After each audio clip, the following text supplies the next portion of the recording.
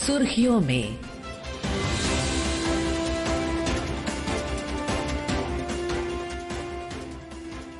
ये आकाशवाणी है। प्रस्तुत है कार्यक्रम सुर्खियों में। इसके अंतर्गत सुनिए इजरायल ईरान संघर्ष की वर्तमान स्थिति पर चर्चा। इसमें भाग ले रहे हैं पूर्व राजदूत शशांक। कार्यक्रम का संचालन कर रहे हैं पत्रकार विशाल दहिया। नमस्कार। आज इजरायल ईरान के युद्ध पर खास बातचीत के लिए हमारे साथ मौजूद हैं भूतपूर्व राजनयिक शशांक। शशांक जी, स्वागत है आपका आकाशवाणी में।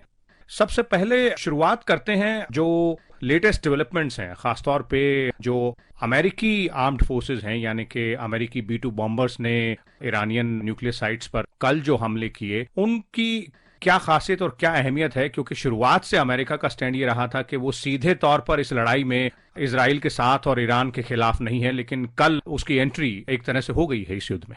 अगर हम ईरान के बारे में अमेरिका का रुख देखें तो आपको याद होगा कि ट्रम्प साहब ने अपनी पहली टर्म में JCPOA जो बन रहा था, इनका एग्रीमेंट यूरोपियन यूनियन के साथ में, अमेरिका के साथ, जो राष्ट्रपति ओबामा के सामने बनाया गया था, उससे पीछे हट गए थे वो, क्योंकि उन्होंने कहा कि नहीं, इसका कोई मतलब नहीं है, ये तो जो है काम नहीं करेगा। इस बार चूंकि IAEA की रिपोर्ट आई थी जिसमें उन्होंने कहा कि कुछ ऐसे लक्षण पाए गए हैं कि 60% तक वहां पर एनरिचमेंट हुआ है।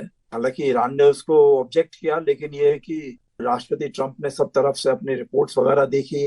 नेतन्याहू भी अपनी अपनी तरह के रिपोर्ट्स सब उनको डिस्कस कर रहे थे डायरेक्टली। 2-3 दिन पहले वहां वॉशिंगटन जाकर उनके साथ बात भी करी। तो शुरू में कुछ इस तरीके की बात निकली थी कि जो अमेरिकन इंटेलिजेंस एजेंसीज हैं और जो डायरेक्टर ऑफ नेशनल इंटेलिजेंस है, उन्होंने कहा कि अभी नहीं होने वाला है, ईरान बहुत दूर है अभी। लेकिन जब प्रेसिडेंट ट्रंप ने उसको कहा कि नहीं, ऐसी बात नहीं है, मैं नहीं मानता हूं, तो बाद में डायरेक्टर नेशनल इंटेलिजेंस ने भी, तुलसी गबार्ड ने भी ये बात कही कि मेरे को गलत कोट किया गया है, गलत इन्फॉर्मेशन दी गई है मीडिया के द्वारा, मैंने कभी ऐसा नहीं कहा। मेरा तो यही मानना है जो राष्ट्रपति ट्रंप ने बोला है कि कुछ ही हफ्तों में या महीने में ये अपना न्यूक्लियर कर सकते हैं। बेसिक चीज ये कि 60% एटॉमिक एनर्जी के लिए नहीं चाहिए होता है, ये बॉम्ब की तरफ ही ले जाने की है। और इसमें इजराइल का कहना यह था कि देखिए, वो इंतजार नहीं कर सकते हैं कि न्यूक्लियर बॉम्ब बन जाए और उनके ऊपर उसको छोड़ दिया जाए, वो डिस्ट्रॉय हो जाए, उसके बाद वो क्या एक्शन ले सकते हैं।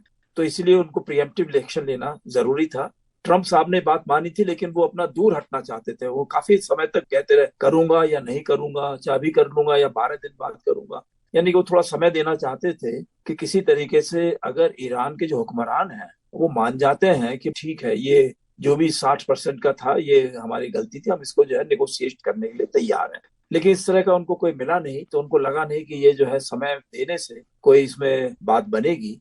तो हमको लगता ये है कि कल रात को जो है ये हमला कर दिया गया है। अब क्या इसका नतीजा निकला है, कितने इंस्ट्रूमेंट्स इससे डिस्ट्रॉय हुए हैं, कितने लोग मारे गए हैं, ये कुछ कहना मुश्किल है इस समय, क्योंकि ईरान की तरफ से या जो और भी कोई IAEA वगैरह ने अभी तक कोई इस पे अपना किसी तरीके का कमेंट नहीं दिया है। जी, लेकिन अगर इसी हमले की बात करें जो कल हुआ, तो क्या इससे आपको लगता है कि ईरान के पास एक मौका है इस युद्ध से बाहर निकलने का? क्योंकि अगर ईरान चाहे तो वार्ता के लिए सामने आ सकता है, और परमाणु ठिकानों पर हमला करना इजराइल के लिहाज से भी अगर देखा जाए तो, क्योंकि जब ये युद्ध शुरू हुआ था, जैसा कि आप कह रहे हैं कि दोनों ही देश एक दूसरे को एग्जिस्टेंशियल थ्रेट के तौर पर देखते हैं, और इजराइल ने साफ कहा था कि अगर परमाणु हथियार ईरान बना लेता है तो वो इजराइल के लिए घातक सिद्ध होगा। और अब ईरान के परमाणु ठिकानों पर जो फैसिलिटीज हैं उन पर जिस तरह का घातक हमला हुआ है, उसके बाद क्या ईरान के साथ साथ इजराइल के लिए भी अब इस युद्ध से बाहर निकलने का एक रास्ता बन सकता है?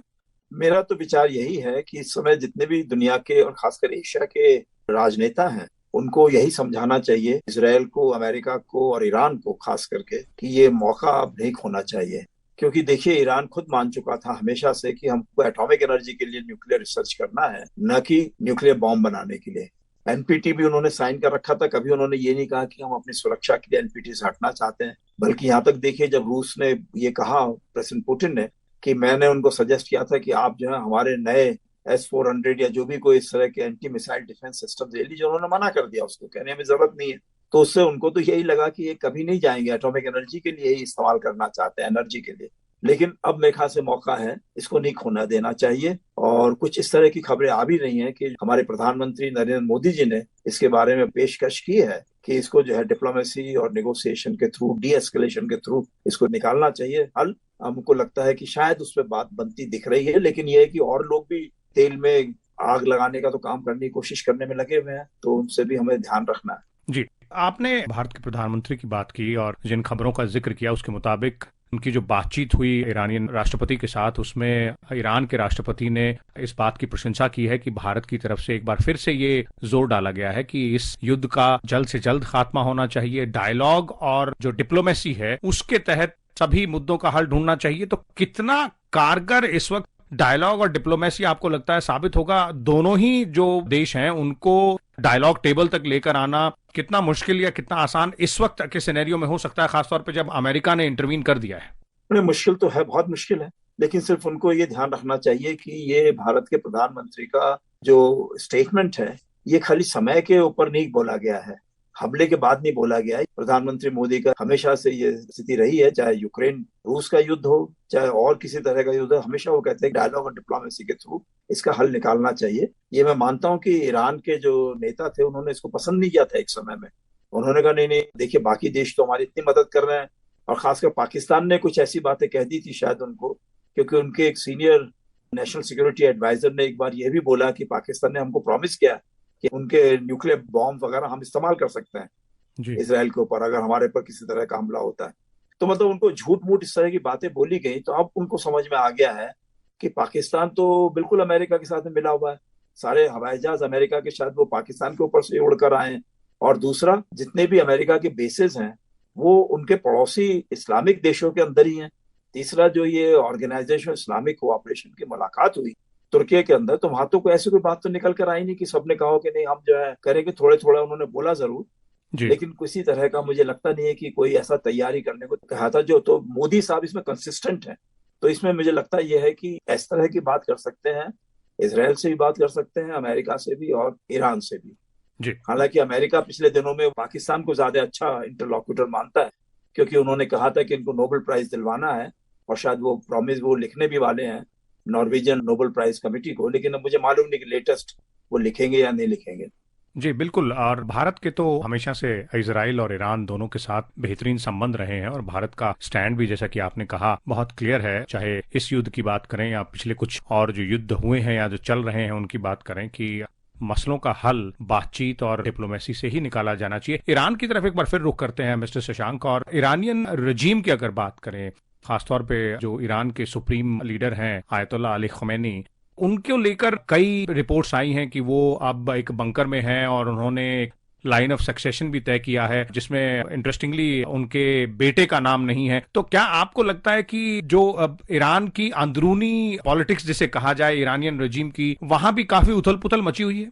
ऐसा प्रतीत होता है कि ईरान के अंदर भी पूरा 100% समर्थन नहीं है, इसीलिए वो चाहते हैं कि पहले जो भी इस तरह के उनके सक्सेसर्स आएंगे जो कि रिलीजियस लीडर्स होंगे, तो वो पूरे तरीके से आंकेंगे कि ईरान में इस समय किस तरह की भावनाएं बन रही हैं। देखिए ना, आपने जो सुना इजराइल ने बोला कि साहब हमने तो 1.5-2 साल से जो है मोसाद के लोगों को वहां भेज रखा था ईरान में, और जो ड्रोन्स इस्तेमाल किए गए हैं वो सब ईरान के अंदर से ही इस्तेमाल किए गए हैं, विच मीन्स की उनके अपने वहां पर कई सारे लोग ऐसे हैं जो कि इजराइल के खिलाफ नहीं है, और इजराइल बार बार कहता है कि ईरानियन लोगों के साथ में हमारी कोई दुश्मनी नहीं है, हम तो खाली ये चाहते हैं कि ये न्यूक्लियर बॉम्ब ना बनाए। और अब धीरे धीरे वो ये भी कहने लगे थे कि हमारा जो है आयतुल्लाह खमेनाई के साथ में है, क्योंकि वो मान नहीं रहे हैं कि नहीं बना रहे हैं और बना भी रहे हैं। जी, तो मतलब जो इजराइल ने युद्ध शुरू करने के बाद जो दूसरा मकसद कहा, पहला तो निश्चित रूप से ईरान के जो परमाणु ठिकाने हैं उन पर हमला करके उनको नेस्तो नाबूद करना था। दूसरा, युद्ध शुरू करने के बाद इजराइल ने कहा कि वो ईरान में रजीम चेंज चाहता है, यानी कि ईरान की सत्ता किसी और के हाथ में होनी चाहिए। तो आपको लगता है कि वो कारण अभी भी बना हुआ है, तो इसलिए कुछ युद्ध की जो गति है उसमें कमी आने में थोड़ी दिक्कत देखने को मिल सकती है, क्योंकि इजराइल को शायद लगता हो कि अभी ये करना संभव है? अभी भी आपको लगता है ये संभव है? इजराइल करता रहेगा, क्योंकि इजराइल ने कहा कि नहीं हम तो ये करते ही रहेंगे, लेकिन अमेरिका इसमें सहमत नहीं है। अमेरिका ने बहुत क्लियरली बोल दिया है कि हम चाहते हैं कि अब शांति हो जाए, लेकिन अगर ईरान नहीं मानता है और वो फिर और तरीके से रिएक्ट करता है, और खास करके उनको इसका डर है कि अमेरिकन जो एसेट्स हैं ईरान के आसपास कहीं उन पे हमला होता है, या ईरान को ऐसे रास्ते लेता है ताकि अमेरिकन इकोनॉमी पे असर पड़ता है, तो फिर उन्होंने कहा कि हम जो है आगे पूरे जोर शोर से फिर हम ईरान के ऊपर हमले करेंगे, और उनके हमारे पास बहुत ठिकाने अभी और भी हैं आइडेंटिफाइड, उनको भी हम पे नष्ट करेंगे। जी, आपने कई विदेशी मुल्कों की बात की, आपने रूस का भी नाम लिया, तो खासतौर पे रूस और चीन का जिक्र अगर करें तो इस पूरे युद्ध में उनका जो रुख रहा है, और रूस क्योंकि अपने आप यूक्रेन के साथ युद्ध में उलझा हुआ है, लेकिन चीन की तरफ से भी कई कड़े स्टेटमेंट आए थे, लेकिन केवल बयान ही आए हैं दोनों की तरफ से। देखिए सर, रूस तो जो है, अब कहा जाए कि वो यूक्रेन के साथ में युद्ध में फंसा हुआ है, तो एक तरीके से जब उन्होंने कहा कि नहीं हम बातचीत करवाना चाहते हैं, तो उनके भी वही बात मानने की है जो मोदी जी ने बोला है कि बातचीत के जरिए कोई हल निकलना चाहिए। लेकिन ट्रम्प साहब ने उनको नहीं माना, उनको कहा कि नहीं नहीं, पहले आप अपना युद्ध देख लीजिए, वो आपसे नहीं संभल पा रहा है, पहले उसको संभालिए, उसके बाद में इधर की बात कीजिए। तो रूस की बात यह है कि वो थोड़ा सा इस समय कमजोर पड़ते नजर आ रहे हैं यूक्रेन के मसले पर, तो इसलिए ज्यादा नहीं बोल पा रहे हैं, क्योंकि ईरान से उनको मदद मिली थी ड्रोन्स वगैरह आने में, अब तो वो खुद अपने बनाने लगे हैं।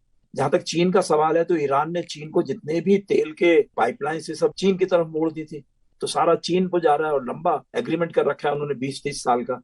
उसके बाद चीन मौजूद नहीं है, बिल्कुल चुपचाप बैठा हुआ है। तो इसलिए वो कहता है, लेकिन वो मेरे ख्याल से सब लोग जो है स्टेटमेंट्स ही हैं। राष्ट्रपति ट्रंप ने तो कह दिया कि जो भी हम बात मानेंगे ऑथेंटिक, वो अगर आयतुल्लाह खमेनाई कहते हैं तब तो हम ऑथेंटिक मानेंगे, लेकिन बाकी इधर उधर के लोग बात करते रहेंगे तो उसको हम कैसे ऑथेंटिक मान सकते हैं, क्योंकि नेचुरली इस बार बहुत सीरियसली सोच रहे हैं वो कि हमले बहुत बढ़ा देंगे अगर ईरान नहीं मानता है। तो मेरे ख्याल से ये बहुत लाजवाब मौका है ईरान के लिए, और ये मोदी जी ने जो कहा है इसको ले लेना चाहिए, और जिस तरीके से उनके राष्ट्रपति ने बात भी करी है, कहा है कि वो अप्रिशिएट करते हैं, तो मुझे लगता है कि एक उम्मीद की किरण जागी है, तो उस पर हमें आगे बढ़ाना चाहिए। जी, एक आखिरी सवाल एम्बेसडर शशांक, और वो ये कि हर बार जब इस तरह की स्थिति कहीं भी विश्व के किसी भी कोने में आती है तो भारत सरकार तुरंत एक्शन में आकर भारत के जो नागरिक हैं, या कई जगह जो भारत के पड़ोसी देशों के भी जो नागरिक हैं, उनको बचाकर भारत वापस लेकर आती है। इस बार भी ऑपरेशन सिंधु के तहत कई सैकड़ों नागरिकों को ईरान से निकाला गया और उनको सही सलामत उनके घर तक पहुंचाया गया। तो ये भी अपने आप में एक मिसाल है कि जिस तरह से जो भारतीय नागरिक हैं, क्योंकि भारतीय मूल के जो लोग हैं वो तो पूरे विश्व में फैले हुए हैं। बिल्कुल, ये बहुत बड़ी फॉरेन पॉलिसी की प्रायोरिटी रही है काफी अरसे से। कुवैत वॉर में तो आपने देखा कितने लाख लोगों को निकाला गया था। अभी भी भारत के विदेश मंत्रालय और जितने भी राजनयिक हैं इस क्षेत्र में जहां पर कि भारतीय मूल के लोग रहते हैं और इंस्टेबिलिटी है, तो वो हमेशा कोशिश करते हैं कि भारतीय जो लोग रह रहे हैं उनके साथ में कोई ना कोई ताल्लुकात बना के रखें, नंबर उनके पास रहने चाहिए, उनकी एसोसिएशंस होनी चाहिए। फिर जो उनके नेबरिंग कंट्रीज हैं या उस देश के भी जो विदेश मंत्रालयों के साथ में संबंध बना के रखते हैं कि अगर किसी वजह से अपने लोगों को निकालना है तो किस तरफ से सेफली निकाला जा सकता है। जहां तक आपने बात करी है कि और पड़ोसी देश जो है जैसे नेपाल, श्रीलंका वगैरह, तो उसमें हमारा बहुत अच्छा एक्सपीरियंस नहीं रहा है पास्ट में, क्योंकि देखिए जब तुर्की में जलजला आया तो भारत ने बहुत मदद करी उनकी जी, और उसके बाद में उन्होंने जब पाकिस्तान को सब कुछ अपने हथियार दे दिए, और बल्कि कमांड सेंटर, जो कंट्रोल एंड कमांड सेंटर जो बैठा हुआ था नूर खान बेस पे, वो भी उन्हीं का था, वही हैंडल कर रहे थे, क्योंकि पाकिस्तान नहीं हैंडल कर पा रहा था। तो इस बात से भारत में खास थोड़ा शायद इस बार बांग्लादेश और मालदीव्स को मैंने नाम नहीं देखा, लेकिन मैंने नेपाल, श्रीलंका का नाम देखा कि उनके नागरिकों को भी उन्होंने निकालने का प्रॉमिस किया है। जी बिल्कुल, बहुत बहुत धन्यवाद आपका मिस्टर शशांक, हमारे साथ जुड़ने के लिए, इजराइल ईरान युद्ध के जो विभिन्न पहलू हैं उन पर बातचीत करने के लिए धन्यवाद। जी नमस्ते। अभी आप सुन रहे थे इजराइल ईरान संघर्ष की वर्तमान स्थिति पर चर्चा। इसमें भाग ले रहे थे पूर्व राजदूत शशांक। कार्यक्रम का संचालन कर रहे थे पत्रकार विशाल दहिया। ये कार्यक्रम आकाशवाणी के समाचार सेवा प्रभाग द्वारा प्रस्तुत किया गया। इसे आप हमारे mobile app news on AIR और YouTube channel news on AIR official पर भी सुन सकते हैं। इस कार्यक्रम के संबंध में अपनी प्रतिक्रिया आप हमें ईमेल या व्हाट्सएप के माध्यम से भेज सकते हैं। ईमेल का पता है airnsdtalks@gmail.com और व्हाट्सएप नंबर है 9289094044। सुर्खियों में